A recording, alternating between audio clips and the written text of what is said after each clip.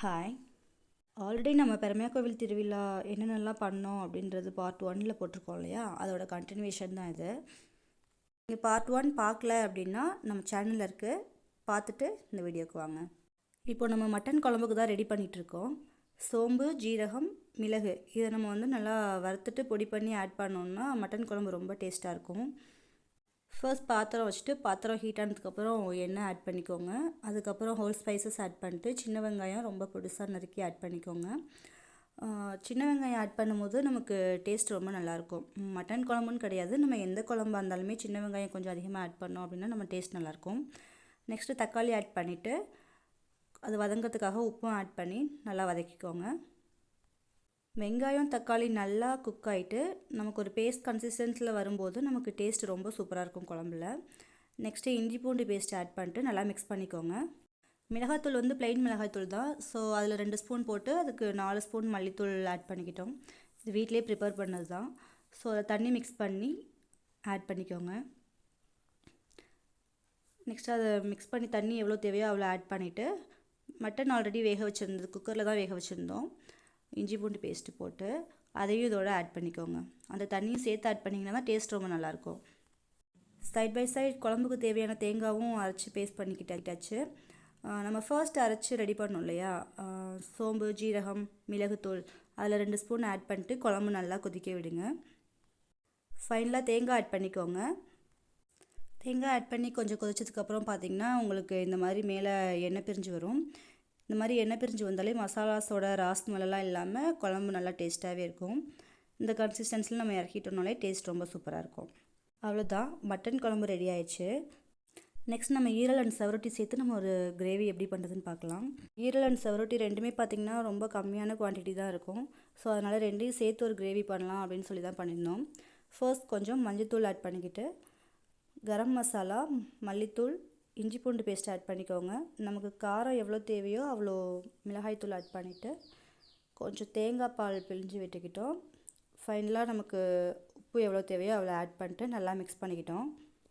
நல்லா மிக்ஸ் பண்ணிவிட்டு ஒரு 10 to 15 மினிட்ஸ் அப்படியே இருக்கட்டும் அப்படின்னு வச்சாச்சு. இந்த கிரேவியோட டேஸ்ட்டும் ரொம்ப சூப்பராக வந்திருந்தது. சைட் பை சைடு எக்கும் பாயில் பண்ணிவிட்டு அதுவும் எடுத்து வச்சாச்சு. அடுத்தடுத்து டிஷ் பண்ணிகிட்டே இருந்ததுனால அதே பாத்திரத்துலேயே ஸ்டார்ட் பண்ணியாச்சு. கொஞ்சம் எண்ணெய் ஊற்றிட்டு சோம்பு போட்டு சின்ன வெங்காயம் போட்டு கருவேப்பிலையும் போட்டு நல்லா வதக்கிக்கிட்டோம்.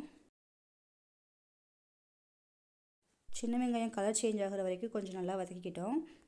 வதங்கின அப்புறம் தக்காளி ஆட் பண்ணிட்டு தக்காளி வேகிறதுக்காக லைட்டாக சால்ட்டும் ஆட் பண்ணிக்கிட்டோம். வெங்காயம் தக்காளி ரெண்டுமே நல்லா மசிஞ்சதுக்கப்புறம் நம்ம மிக்ஸ் பண்ணி வச்சுருந்த ஈரலையும் இதோட சேர்த்து மிக்ஸ் பண்ணிக்கிட்டோம். மசாலாஸோட ஸ்மெல்லாம் போகிற வரைக்கும் கொஞ்சம் நல்லா வதக்கிட்டு தண்ணி ஆட் பண்ணிக்கிட்டோம். நம்ம மட்டன் கடையில் வாங்கி யூஸ் பண்ணுறப்போ நமக்கு ஈரல் செவரொட்டி எல்லாம் 1 or 2 பீசஸ் தான் கிடைக்கும். அதெல்லாம் நம்ம தனியாக இந்த மாதிரி கிரேவி பண்ண மாட்டோம், நார்மலாக குழம்புலையே போட்டு பண்ணிடுவோம்.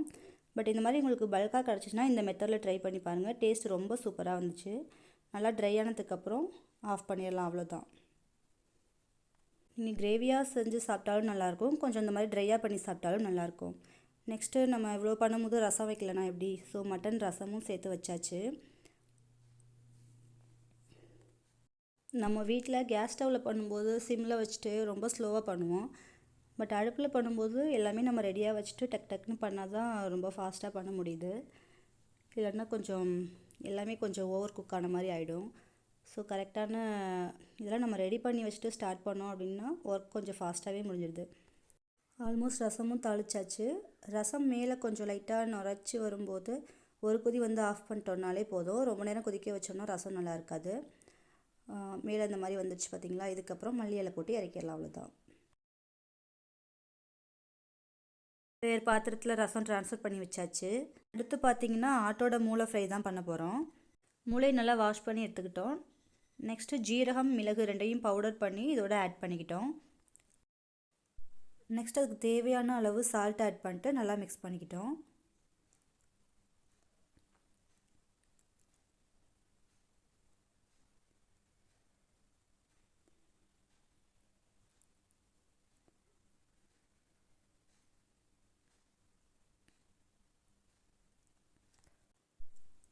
நெக்ஸ்ட்டு பாத்திரம் வச்சுட்டு அதில் கொஞ்சம் எண்ணெய் ஆட் பண்ணிக்கிட்டோம். எண்ணெய் சூடானதுக்கப்புறம் வெங்காயம் ஆட் பண்ணிட்டு வெங்காயம் வதங்குற அளவுக்கு நல்லா வதக்கி விட்டாச்சு. நெக்ஸ்ட்டு தக்காளி ஆட் பண்ணிக்கிட்டோம். வெங்காயம் தக்காளிக்கு தேவையான உப்பும் கொஞ்சம் ஆட் பண்ணிக்கிட்டோம். ஆக்சுவலாக இது பார்த்திங்கன்னா முட்டை பொரியல் ஃபார்மேட்டில் தான் பண்ணியிருந்தாங்க. டேஸ்ட் ரொம்ப நல்லா இருந்தது. வெங்காயம் தக்காளி நல்லா வதங்கினதுக்கப்புறம் நம்ம மிக்ஸ் பண்ணியிருந்த மூளையும் இதோட ஆட் பண்ணி நல்லா வதக்கிக்கிட்டாங்க.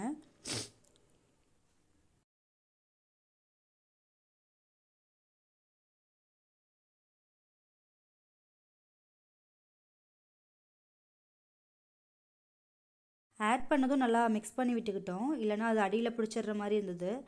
அதனால் கை வச்சு நல்லா கிண்டிகிட்டே தான் இருந்தோம். அது வெங்காயம் தக்காளி ரெண்டோடையும் நல்லா மிக்ஸ் ஆகிற அளவுக்கு நல்லா மிக்ஸ் பண்ணி விட்டுக்கிட்டே இருந்தோம்.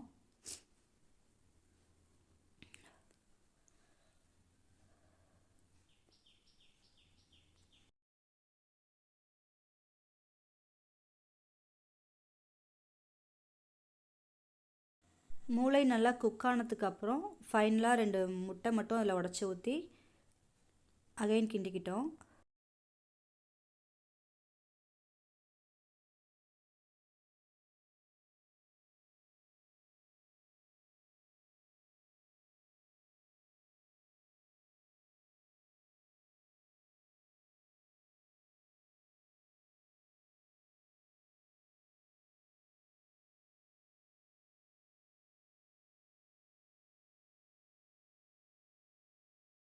அவ்வளோதாங்க, இது ரெடி ஆயிடுச்சு.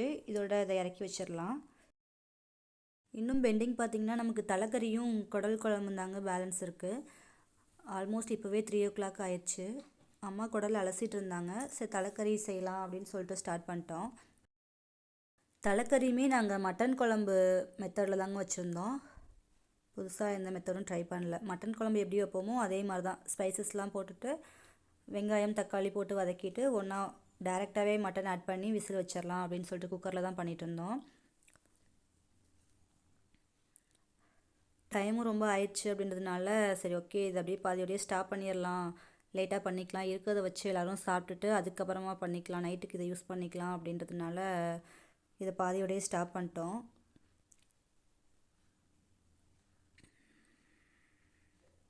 தலைக்கறி பார்த்திங்கன்னா பாதி ப்ராசஸ் தான் போணுச்சு. அதுக்கப்புறம் எல்லோரும் சாப்பிட்றலாம், இது அப்புறம் பார்த்துக்கலான்னு சொல்லிட்டு சாப்பிட ஸ்டார்ட் பண்ணிட்டோம்.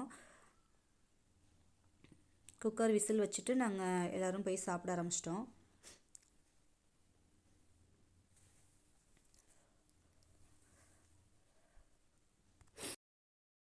இதுக்கப்புறம் பார்த்திங்கன்னா ஈவினிங் நாங்கள் கோவிலுக்கு போனது தான். கோவிலில் என்னென்னலாம் பண்ணாங்க அப்படின்னு சொல்லிட்டு ஆட் பண்ணியிருக்கோம். ஒரிஜினல் ஆடியோவோட நல்லாயிருக்கும் பாருங்கள். உங்களுக்கு இந்த வீடியோ பிடிச்சிருந்துச்சுன்னா கண்டிப்பாக நம்ம சேனலை சப்ஸ்கிரைப் பண்ணுங்கள். இந்த வீடியோ உங்களுக்கு பிடிச்சிருந்தான்னு சொல்லி கண்டிப்பாக கமெண்ட் பண்ணுங்கள். தேங்க்ஸ் ஃபார் வாட்சிங். பாய்.